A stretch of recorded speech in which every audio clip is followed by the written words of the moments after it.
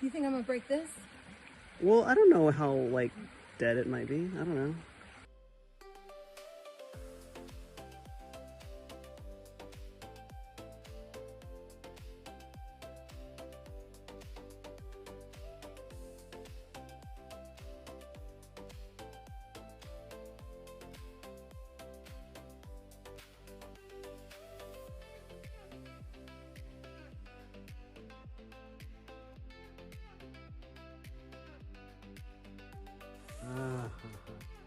Dude, I fucking love that gut so much.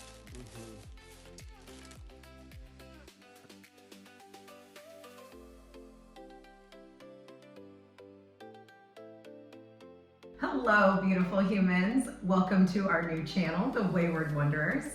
This is my favorite person in the whole world, Yadriel. And this is my beautiful wife, Callie. We have been together for about 6.5 years. Earlier this year, we eloped in the woods of Washington State. And shortly thereafter, in February, our life in Texas got a little bit stressful. So we decided if everyone was going to change the rules of the game, we would play an entirely different game. So we quit our jobs. I used to own a hair salon and art gallery back in Texas. Luckily, I was able to pass that off to one of our best friends and my coworker. She stepped up and took on that challenge so the business could continue. And I quit my job as a librarian. We sold all of our things, art, furniture, clothes, anything anyone would buy, combined that with my savings, and we decided to have ourselves a little international adventure. So we started off in Amsterdam thinking that we could make a life there. They have a really big expat community. We realized very quickly that that was not going to work out. Amsterdam is so expensive. It would have just blown right through all of our money, so we needed to make a new plan. Yep. After that, we spent a few weeks in the Normandy area of France, cheap short-term rental. I did some research, found a couple of different free cultural exchange programs where we could stay with hosts, offer our services in exchange for our two most basic needs, food and shelter. So we started off at a permaculture farm in France where we got to learn everything about taking care of the soil, planting vegetables. We learned how to compost, which I've always been interested in, but had no idea even how to begin that. It was really, really educational, and we thought it could be something that maybe take us into our future if we ever decided to plant our own food, things like that. So that was really great. Then after that, we went to what was pretty much my favorite, was a sheep farm. We helped a woman who owns over 200 sheep take care of those sheep and everything that's involved in keeping a farm like that going. She also trains border collies. Yeah, border collies. So there were 7 border collies that we got to watch as she trained them on how to take care of the sheep in the fields. So incredible. It was amazing. We also did some really disgusting stuff like deworming sheep, which is like making sure they don't get parasites on the inside or the outside. It was absolutely disgusting. It was one of my favorite things we did. I did not know I liked gross things. Now I know. It was amazing. And after that, we went to Albania. We were in the jungles of Albania, trying our best to avoid the apparently deadly vipers they have there. We did not see any, thankfully. We saw some turtles, which was really cool. I forgot about the turtles. It was a beautiful country. From there, we went to Ireland. We helped renovate and restore an old pub and inn. Got to hang out with some of the most uniquely creative kids I think I've ever met in my life. It was really hard to leave that place. I feel like we really integrated ourselves into that community there. It did feel like home by the time we left. Like we really felt like we were part of the family. It was great. And then from there, we did what I think is pretty much our favorite thing we've ever done in our whole lives. One of the coolest things I've ever done in my life. It's called the Camino de Santiago, and there's several different routes, but we did a route where we left France and walked 800 kilometers across the entire country of Spain and finally ended at this town called Santiago de Compostela. And I mean, it was transformative. Yeah, definitely one of the greatest experiences I've ever done. And then it was there that we met a lot of people that we started telling our story to, and they found it inspirational. They found it really cool what we're doing, and so they really encouraged us to do this and put our story out there and kind of tell everyone, I guess, how we've been living our life and what we've been doing. So that's what we're gonna try to do. We're gonna show you where we go, what we do, how we travel, how we live while on a very tight budget. Real tight. And yeah, I think it should be pretty fun. And so, Yeah. So I think today we're going to do, just so you guys can kind of get to know us and learn a little bit about, I guess, backstory, Like, kind yeah, of what what- got us here, what we've done. the cool stuff different we've done so moments. far, things like that. So we Yeah. both wrote 6 questions for each other, Yeah. and we're going to just draw them out of a bowl. Oh, we're also drinking some beers to loosen up while we're here. I am sober almost 9 years, so I'm doing a little 0.0 here, just a local Portuguese beer. It's delicious. Yeah, mine does have alcohol. I'm not a beer connoisseur, but I do like to try local beers where we go. This one isn't bad. It's You just like to try new things. I do like to try Yeah, I new was like, things. whether it's food or I- beer or. Okay, well then I'm gonna go. Okay. All right, let's see. What is the hardest thing you faced after leaving the U.S.?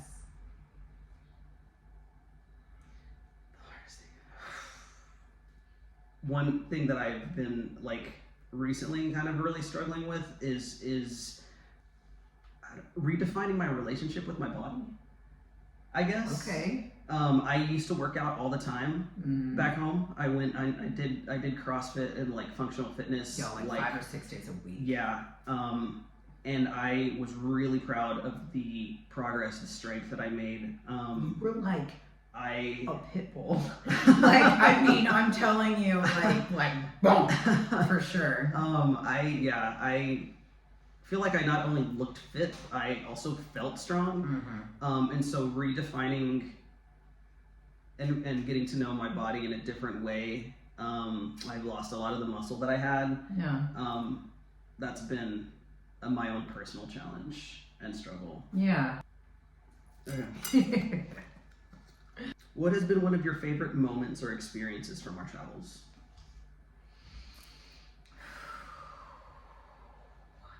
I think it's hard to say, but We've done some cool we stuff. did some Yeah, cool yeah. stuff.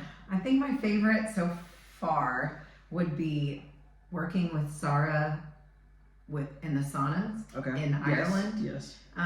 One of the people that we met there, she owned this like sauna by the Irish Sea, and the sea It's is like a portable one. freezing. It's so Yeah. cold. So you go in and you do a dip in the ocean, and then you run back and jump into the sauna. And it was one of my favorite things we got to do. And obviously we're on such a tight budget, we didn't get to like pay for that. And so she basically offered us to open the sauna for her occasionally, close the sauna for her. One time we sanded it. Oh That my was gosh, hard. that was one Holy, it took us like 11 I was hours. covered You were in sawdust, you like sand. were. And in exchange, she gave us free saunas. Yeah. And I mean, it seemed like almost every single day she would text us and say, "Hey, I've got a free spot at this time," or something like that. So we got She to was very go. generous She was with so generous and so nice. And yeah, getting to do something like that felt kind of like a date, I think, with you. Plus, just getting to swim in the Irish Sea, knowing that we had a sauna to get into Yeah. afterwards. Like, I think that whole experience, in combination with just how beautiful it is in Ireland and how many people we got to meet in the sauna. I didn't even think about that part. Yeah. We met, because it wasn't just us in there, I think it was an 8-person capacity. And so the other people that were in there, whether they lived nearby, whether they were just in Yeah, town it's like a on lot of people vacation. would go there for like camping for the weekend Yeah. or something like that. It's a place called Robert's Cove if y'all are ever in Ireland. I mean, it is cool. It's tough to beat that one, at least. That would be a contender for my favorite for sure. I would agree. I have never spent so much time by any form of natural water. No. And so to spend that much time that close to the ocean, Mm-hmm. it I feel like it's in me. Dude, it gets in your soul. Like, I yeah, I was like, it's feel you. so magical. Something about the tides and how the moon changes. Yes. Like, God. We're gonna have to go back someday. It was too good. We'll go back. Oh wait. Oh, it's me. Yes, it's your turn. All right. If you could pick one extra country to visit while we're traveling, where would it be? I've wanted to know this answer for quite a long time. Oh. I almost asked you the other day, and then I was like, no, save it for the cake. I know over the years we've mentioned going to Japan. That is still somewhere I would so much would love to go to. It's so expensive, but if we ever had the opportunity, I would love to see the cherry blossoms. I would love to go do anything Miyazaki related. Oh, for sure. Pokemon.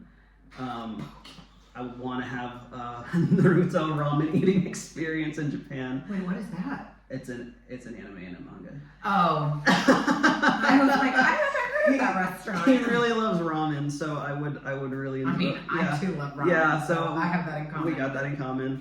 I looked up flights to Japan. Like, if we end up doing our Southeast Asia portion of the trip or whatever, we would basically start.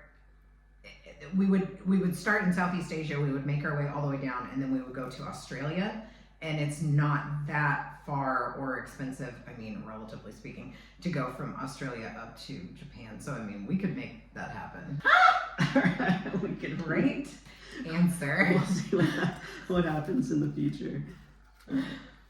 Also, I daydream all the time. All I It's do. your favorite pastime, I think. It's my favorite thing to do. What do you do? Daydreaming. I do. I just.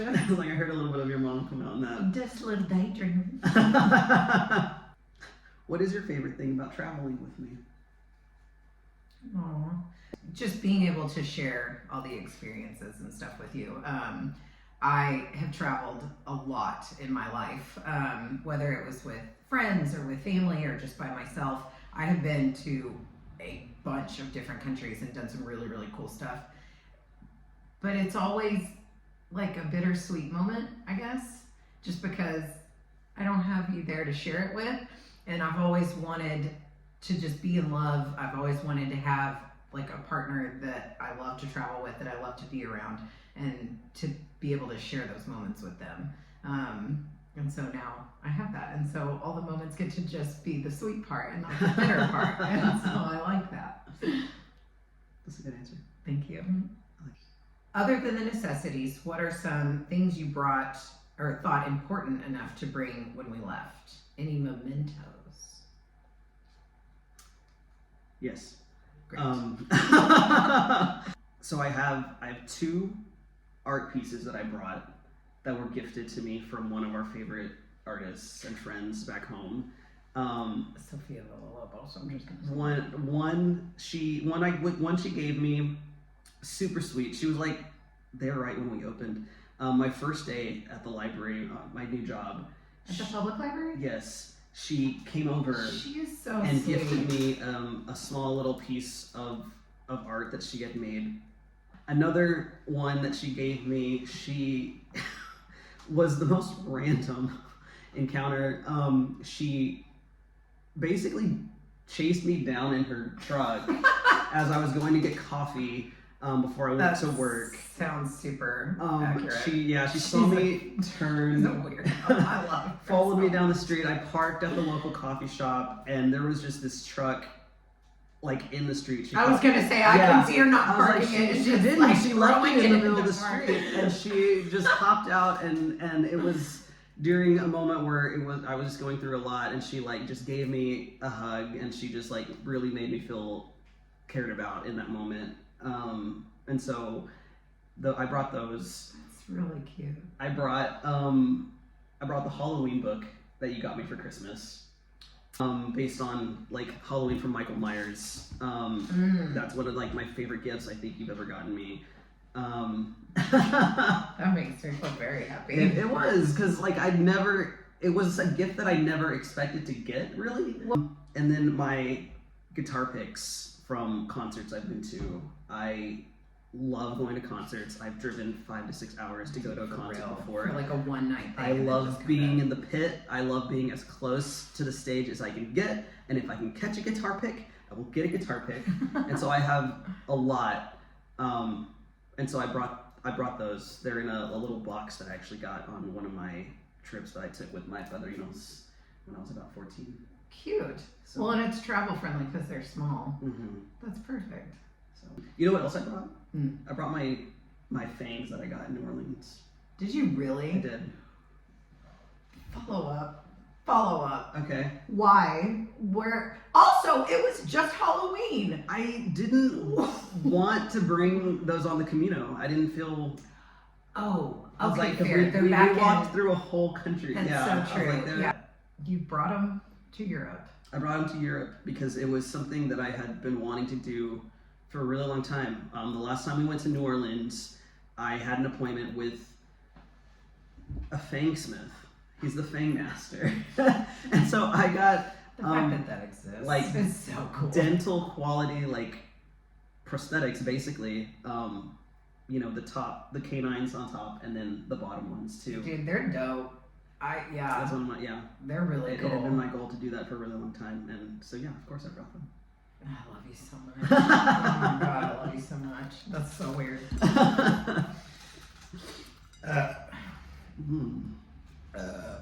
Sorry. I mean, sort of. Sorry. All right, you ready? I'm ready. What is the most pivotal moment that changed the trajectory of your life?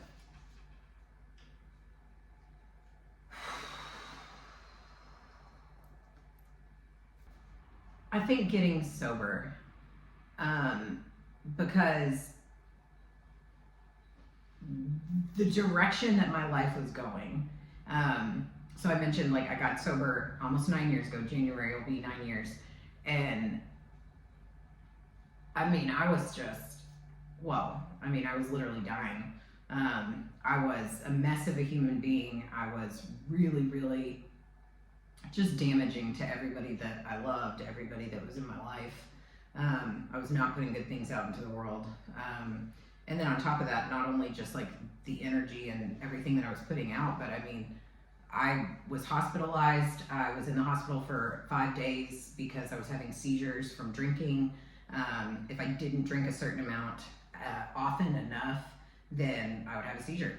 And so I got to the hospital. I had like ulcers, bleeding ulcers in my stomach. I was turning yellow. Like, my friend Ashley actually told me that I looked gray when she saw me. Like, they gave me about 6 months to live and said, you know, you're not going to make it if you keep doing this. And so I went to rehab and I got sober, and it worked. Like, the first time it worked, I was like, okay, I'm done drinking, and that was it. And I never had another drop. And just the way my life has changed since then, not only just meeting someone like you, but opening a business, being successful enough to keep that running. I love you. I love you too. Like, I've written a children's book. I've done some really, really cool things since then, and I wouldn't have been able to do any of that if I was still drinking. I mean, I don't think I'd still be here, honestly. So, yeah, that for sure. Yeah. And it's, I mean, from what I remember from my psychology classes and in my undergrad, is it's very rare for someone to do that. To just get sober. For someone to go to rehab and just decide they're done with it, Oh, yeah. and to not. Everybody that Touch I it. went with, because we all kept in touch for quite a while, every other person I went with has either relapsed or died.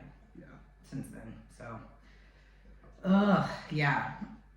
Sorry to bring it down, but but truly that, yeah.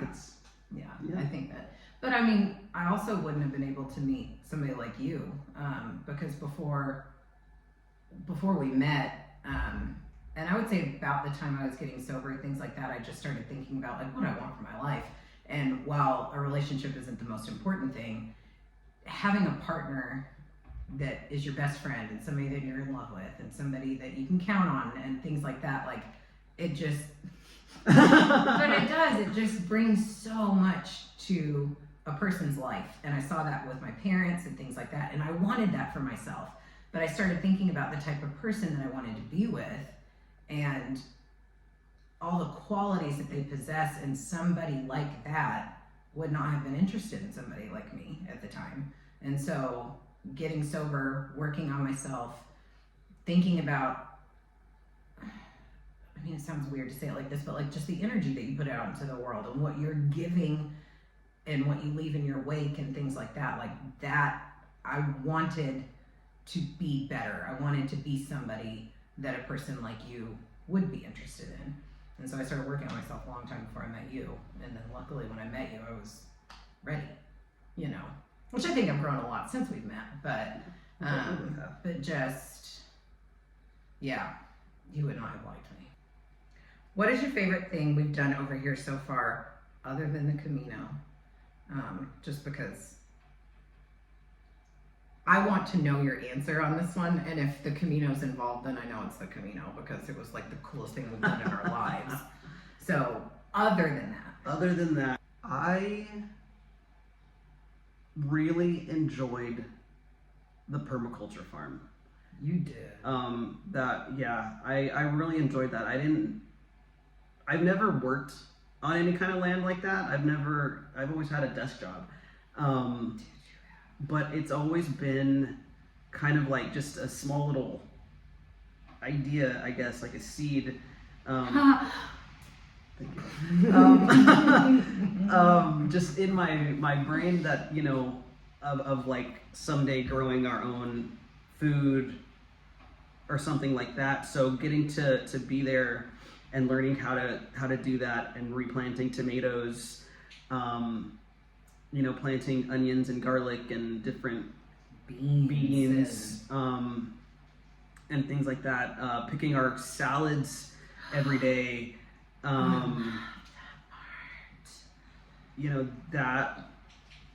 I think that was one of my favorite things that we did. Yeah. I really love working in the earth, with the earth. Yeah. There's something, it seems kind of like duh, but there's something so grounding, working in that. I think that's been one of my favorite things. Well, and it's so useful for later. At some point in our life, I think you've mentioned before that maybe getting and who knows what we're gonna do. But if we ever had like our own little plot of land or something like that, being able to plant our own stuff and be self-sufficient, and not have to rely on going to the grocery store for every little thing. And doing it in like a sustainable way, because this permacultural farm we were at was organic. Yeah. And there are certain like things that he can't use, in they come check. Yeah, I was like, there was an inspector that came by when we were there, and so there's certain things that he can use and certain things he definitely can't use to be considered an organic farm. And so that also was really cool. To see other ways of doing it besides just putting pesticides on everything and hoping that your crops make it. Yeah. Is there anything you've learned about yourself since we left? Probably. I have never had to make a certain amount of money last a really long amount of time. We've never felt that restriction. Yeah. Because not that we're rolling in the dough. Librarians don't. But see, I think, and maybe that's where, because I've always been a hairstylist, a bartender, a server, something like that, where I am in control of how much money I make. How hard I work is how much I earn. When you are working an hourly job, you go to work, you do your hours, you get paid a certain amount, and that's what you have. I've never had that. I can always just throw in another highlight. I can always go do a couple more haircuts. I can always pick up an extra shift at the bar. If I need more money, I can always go make more money. But this is the first time I think in my life that I've ever had, this is what we have, and unless we get like online remote jobs or something, we're not gonna make any more. So we had to take like Yadi said, like, we sold every single thing we could possibly sell, like all the way down to like our air fryer, like everything. If you want it, you can have it. What's your price? And then that with your savings, like we have a finite amount of money. We divided that by 4 years in case we have to make it last that long, and then that's what we have. So I think figuring out how to live on a budget and still have fun. I didn't know I could do that, and not only are we doing it, but I mean, we have a really fun life. We find ways to have fun for free. Oh, for So sure. much walking around, Like, so much we exploring. Go exploring. We're in a place where everything's new to us. Just getting to walk around and explore is a date in itself. So yeah, I think figuring out ways to live on a budget and still have fun and still make memories, and have a life that's, I mean, I don't know, I think worth putting on YouTube. I mean, Yeah. people seem to think it's interesting, at least the Yeah. people we've talked to. So I guess I just didn't know I could do that. I think it's even more fun because if we ever do have real jobs, I think I'll be much smarter with my money. I've realized also that I don't need to, and this is nothing against anybody who goes online and shops or does anything like that. I'm not putting anybody down for how you choose to spend your money, but I see that I wasted a lot on just buying stuff that in the moment made me feel really good. I think we've definitely learned that we don't need a lot Dude, no, not at all. to be happy Really happy. and yeah. to live a life. Well, it's almost like the less we have, the happier I am. Yeah, minimalist living. Yeah. And I definitely never thought I would like Yeah. that as much because, I mean, I was No, I get that. definitely a maximalist. We don't even need to qualify it, Callie. Just let it be what it is. Yeah, I think so. Figuring out that, like, if I do ever have a real job again, we're just gonna be able to make it last so much longer, make it go so much further. Yeah, I think I've learned a lot of lessons on what's important, how I want to spend my money. The less we have, the lighter we feel. Yeah, yeah. It's not just a quote on Pinterest. It's like so true. Oh, this is a fun one.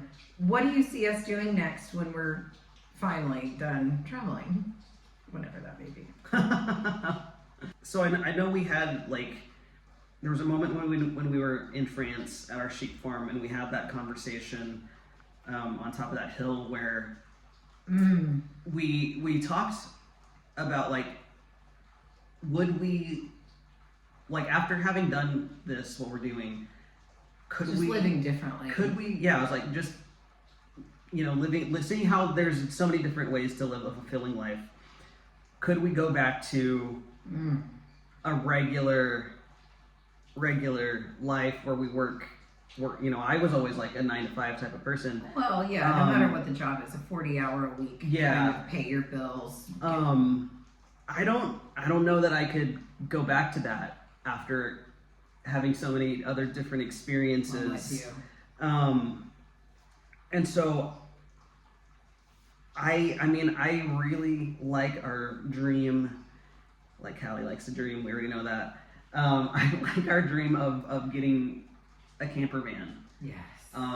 Investing in something that can just get us That's my top choice. to the next place, having a place to call our own, Yeah. that will be our own space, is at the top of my list right now. So still getting to travel and do things Yeah. differently.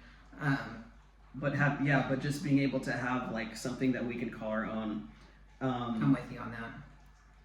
And then if ever we decide to stop driving around, I still do want our small little piece of land Okay. where Where we can grow our where we veggies can and grow our veggies Compost and and maybe have a goat. some chickens. Yes. I want some Yes. chickens. No, I'm definitely down for chickens. Oh, chickens are cute. Oh my gosh. They are pretty One cute. of the farms we were on. Well, yeah, I was gonna say, like, going out there and feeding the chickens on that sheep farm. God, that was so much fun. That's and then when they amazing. have their little babies, oh, they're so cute. Okay. Yeah, no, I'm in for a camper van, man. 100%. Like that. That needs to happen. And I like the idea of, because you can, like, literally everything's on YouTube. Like, you can, if you don't know how to do it, get on YouTube. You can figure it out. And so I would like to get just I don't know if it's like a shell of a van, you know what I mean? Where there's just like nothing on the inside, and then we do it. I would like to figure out how to insulate it. I would figure out how to. Yeah, I really appreciate the the host we had in Albania. She is the one that kind of like really encouraged. Yeah, I was like, she was just like, just do it. Just I know. She's like, yeah, I just do it. You just start with this, and then you just get just learn the steps along the way. Get the basics. As long as you have a place to sleep, and then you can just. When she had such creative solutions on how to save space and how to, this thing goes under here and slides out to this and then raises. And her whole thing was like, think of how a lazy person would do it. Yeah. And just make it as easy as you can possibly super easy. Yeah. And in a way that suits you and your needs. I do really appreciate her philosophy on that. I agree. I think it'd be fun to take that on as a project and to try to do that. We could do that. Is that it? No, we have a couple. We have a couple more. Are there any challenges you've experienced in the last 9 months? Yes. I didn't notice it until Portugal, but language a little bit. Like in every other place we've been, and don't get me wrong, it's not like we speak French. It's not like we speak Spanish. We know a little bit. We know enough to get by. We know enough to get by. And I think we know more than we thought we knew, especially with Spanish. I surprised myself. Going through Spain, I was like, oh, I can do this. It definitely helps being from Texas. And then whatever, it was like junior high Spanish for me. But yeah, I think I was pretty much okay on the language thing until we got to Portugal. I don't know. A whole different I don't know what anybody's talking about. Oh my gosh, it's like, yeah. It feels so foreign to me. Like, people start talking and I'm like, what? Like, I just don't get it. Yeah, even in Albania. Oh, that was no problem. I didn't even consider that. Yeah, I was like, we were in a small little village where really no one spoke much English, but we were still able to communicate our needs. Yeah. And stuff like that. Portuguese has been I feel like it's really dramatic to say, like, messes with my mind. It's just similar enough to Spanish. Yeah. That I'm like, I can kind of understand. Yeah, I was like, I can kind of understand what you're saying, but it's different enough where I'm just like, what? No. Slow down. Yes, slow down. Yeah. No, and then like in Albania, for instance, I think when they realized we did not speak the language, they would be very emphatic. And so much of language is nonverbal. And I'm not saying that people in Portugal are not emphatic or anything like that, but it's as if they realize we don't speak Portuguese and then they just keep going. And I'm like, oh, but I didn't know what you said a minute ago.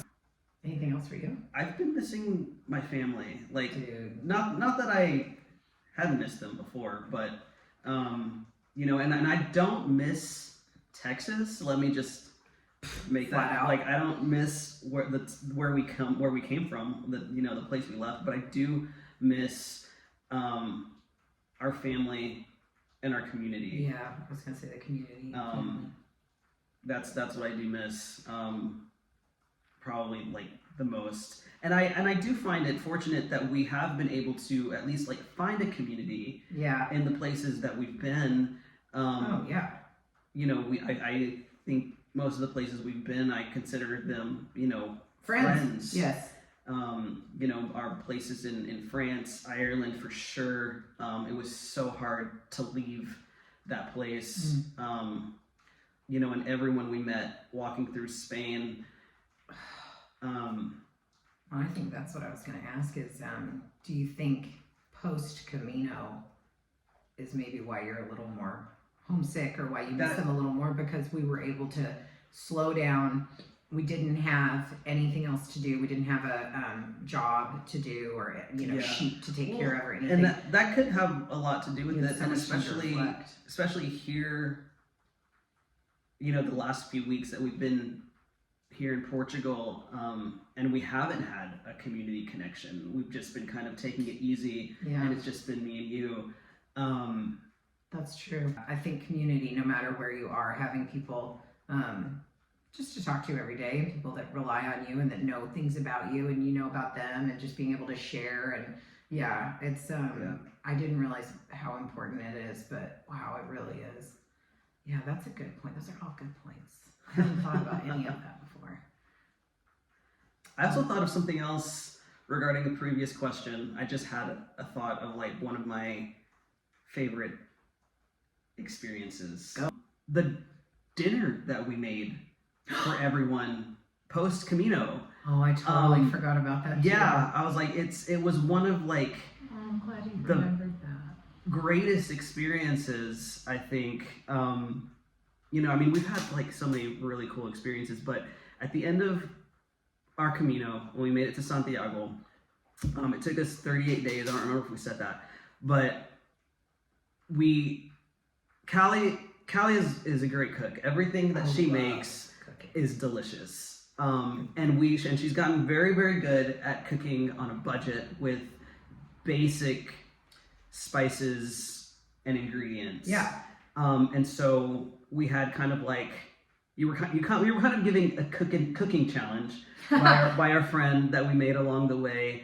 And so there's a building in Santiago called the Pilgrim House. Mm-hmm. And so it ended up being like, I think it was just supposed to be like a small thing. And then I can't help myself. We kind of ended up inviting a lot of people Everyone that we made connections with along the way. And so it ended up being like about 13 people that I would consider had gotten like close with and made a connection with on the Camino. And that had finished at the same time. And that we had all finished like within a day of each other.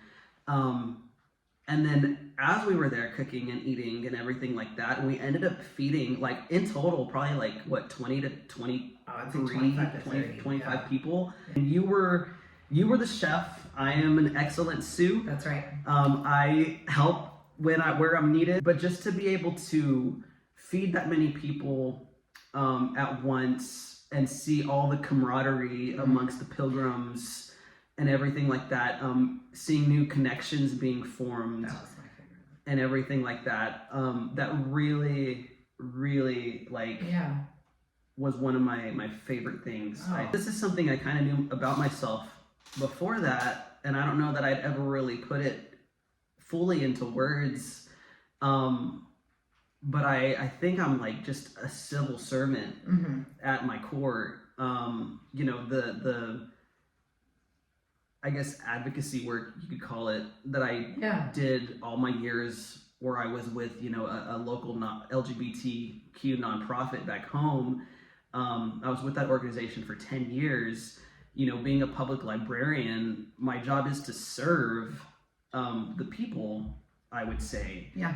And I get a lot of gratification and satisfaction out of that. You know, like my favorite thing, you know, at our local Pride Festival every year was hearing everybody's stories about how they just came out, or, you know, thank you for being here in our community. You know, I had a mom bring her teenager one year who didn't even know the organization existed, didn't know that there was a local gay Pride Festival, and they just saw the rainbow flags and decided to stop. And just to see a mom be so supportive of her young teenage child, you know, making those connections, you know, it made me feel some type of way. Finding, you know, when I'm at the library, helping someone find like a piece of information they're looking for, it gives me such a feeling of like being able to help someone else, feeling you useful know, and helpful. And so that definitely like filled that cup and definitely reinforced that. I don't know, I'm a civil servant at heart, I guess. Yeah. Oh, God, you have such good answers. Okay. Is it? That's it. That's the one. That's the last one. What are you most proud of? Oh. Opening my business. I would say second to getting sober, but I've already talked about that. I think being able to open, I had one salon that I started at first, and it was just in the back of this little warehouse. It was actually during COVID that I like built it. And then we opened right when COVID in Texas ended and everybody was allowed to go back to work. I had that one for about 13 months, and then I was able to luckily get a space downtown in the art district, which I love art. I love making art. I love making lamps. I love designing spaces. I like creating just atmospheres, I think. You can create a vibe. Thank you. Sure. Thank you. For sure. It's one of my very favorite things to do. And so, and being involved in the local art scene, we have a thing in our hometown that it's called the First Friday Art Trail, where every single first Friday of every month, it's basically like a gallery crawl where people just go around to all the different galleries. There's a trolley that goes, and so generally speaking, there's a new artist every month that's featured. You offer entertainment, sometimes different things like that, but it is one of the coolest things in that city. I mean, it has been a goal and a dream of mine to somehow be involved in that. And so I had the idea of why not go ahead and do an art gallery and a hair salon mixed together, because then every single new client that comes in, you get to see new art every time you're in. You go in, generally speaking, about every 6 weeks to get your hair done. So if the art is changing every 6 weeks, you as the client get a new experience every week or every time you come in. And so I just thought that would be great for both businesses. And then for me, it just kind of filled that void, that art void, where I was like, I've always said I think I'm an artist who does hair instead of a hairstylist who, likes art. Like, I just love the art part of it. And so it gave me so much just fulfillment and just so much pride. I have never felt, I just never felt that proud before. And so, yeah. Especially now, being gone and everything like that. Like, I think the fact that it's still going and that people still go and they can still get their hair done and artists still go in and it's still a part of the community and things like that, having something that lasted longer than me. I don't know. Yeah, it's one of my favorite things I've ever done. I'm proud of you. Thank you. Me too. Okay. Well, what do they say at the end? Make sure you like and subscribe. Like and subscribe and share and all of that. Yeah, I think generous gonna maybe try putting a link in case anyone feels generous enough to buy us a coffee. Yeah, we'll drop some links. I guess that's it. Yeah, I guess that's it. We're gonna do new episodes every Wednesday. I think the Wayward Wanders Wednesday. The Wandering we'll Wednesdays. try. We'll try dropping them once a week. Take you along on our adventures. We've got some cool stuff coming up. I think we have some pretty cool stuff coming up. I'm excited for the next few months. We'll be back. You want to seal it with a kiss? Sure. Bye.